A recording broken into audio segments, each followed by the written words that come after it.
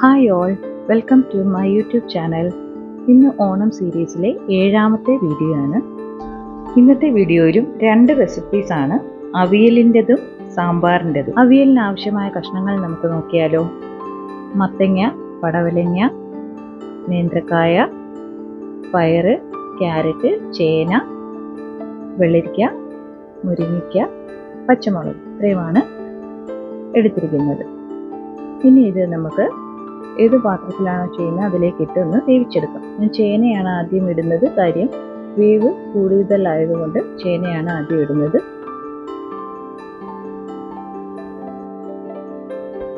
കഷ്ണം വേവാനായിട്ട് ആവശ്യത്തിന് ഉപ്പും 1/2 ടീസ്പൂണോളം മഞ്ഞൾപ്പൊടി, ഒരു 2 ടീസ്പൂണോളം വെളിച്ചെണ്ണ, ആവശ്യത്തിന് വെള്ളവും ചേർത്ത് അടച്ചു വെച്ച് വേവിക്കാം. നന്നായിട്ട് വെളിച്ചെണ്ണ ഒഴിച്ചതിന് ശേഷം നന്നായിട്ടൊന്ന് ഇളക്കി കൊടുക്കണം. എന്നിട്ട് വെള്ളവും ചേർത്ത് അടച്ചു വെച്ച് വേവിക്കാം.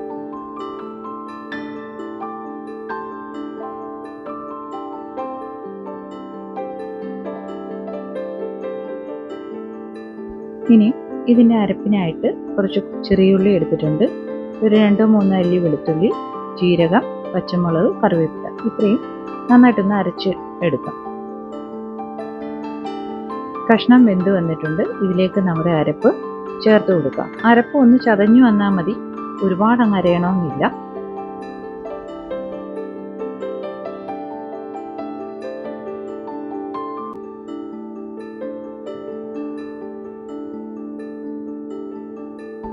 നന്നായിട്ട് ഇളക്കി യോജിപ്പിച്ച് ഒരു 10 മിനിറ്റ് നമുക്കൊന്ന് അരപ്പ് വേവാനായിട്ട് അടച്ചു വെക്കാം.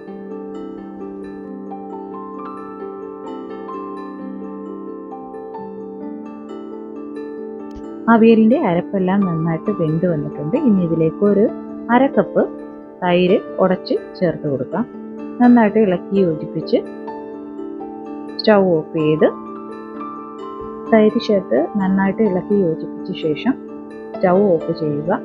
ഇനി ഇതിലേക്ക് 2 ടീസ്പൂണോളം വെളിച്ചെണ്ണ ചേർത്ത് കറിവേപ്പിലയും ചേർത്താൽ നമ്മുടെ അവിയൽ തയ്യാറാണ്.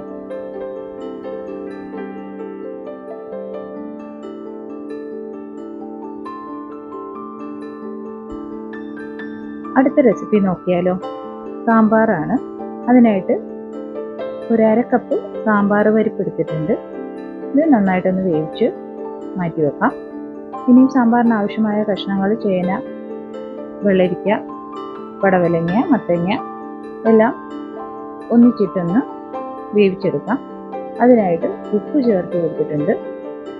മഞ്ഞൾപ്പൊടിയും കുറച്ച് വെള്ളവും ചേർത്ത് ഇതിനെ ഒന്ന് വേവിച്ചെടുക്കാം.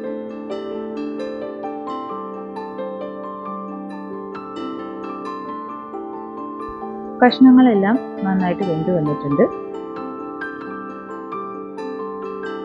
ഇനി ഇതിലേക്ക് വെളിച്ചെണ്ണ, ഒരു 2 ടീസ്പൂൺ വെളിച്ചെണ്ണയിൽ ഒരു 2-3 ഉലുവ ഇട്ട് കൊടുത്തിട്ടുണ്ട്. 1 ടീസ്പൂൺ കടുക്, 2-3 അല്ലി വെളുത്തുള്ളിയും 2 വറ്റൽമുളകും 3-4 ചെറിയ ഉള്ളി കനം കുറച്ചരിഞ്ഞത്, കറിവേപ്പിലയും ചേർത്ത് നന്നായിട്ടൊന്ന് വഴറ്റിയെടുത്തിട്ട് അതിലേക്ക് നമുക്ക് മസാലകൾ ചേർത്ത് കൊടുക്കാം. അതിനായിട്ട് ഒരു 3 ടീസ്പൂണോളം സാമ്പാർ പൊടി, 1 ടീസ്പൂൺ മല്ലിപ്പൊടി, 1 ടീസ്പൂൺ മുളക് പൊടി. സാമ്പാർ പൊടി മാത്രം ചേർക്കുന്നവരുണ്ട്. ഞാൻ ഇത്രയും ചേർക്കാറുണ്ട് പൊതുവെ സാമ്പാർ വെക്കുമ്പോൾ. ഇത്രയും ചേർത്ത് നന്നായിട്ടൊന്ന് വഴറ്റിയ ശേഷം ഇതിലേക്ക് കായപ്പൊടി, 1 ടീസ്പൂണോളം കായപ്പൊടി ചേർത്ത് നന്നായിട്ടൊന്ന് ഇളക്കി യോജിപ്പിക്കുക.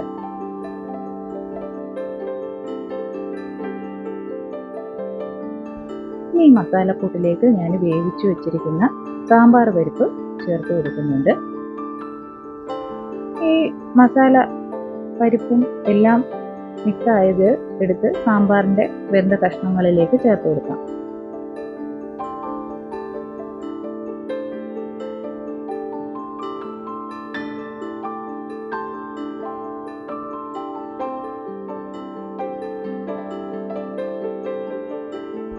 സാമ്പാർ റെഡിയായി വന്നിട്ടുണ്ട്. ഇതൊന്ന് നന്നായിട്ട് തിളച്ച് വരുമ്പോഴത്തേക്ക് നമുക്ക് കുറച്ച് മല്ലിയില ചേർത്ത് കൊടുക്കാം.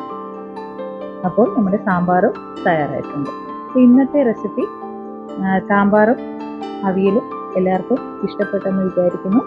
Thanks for watching.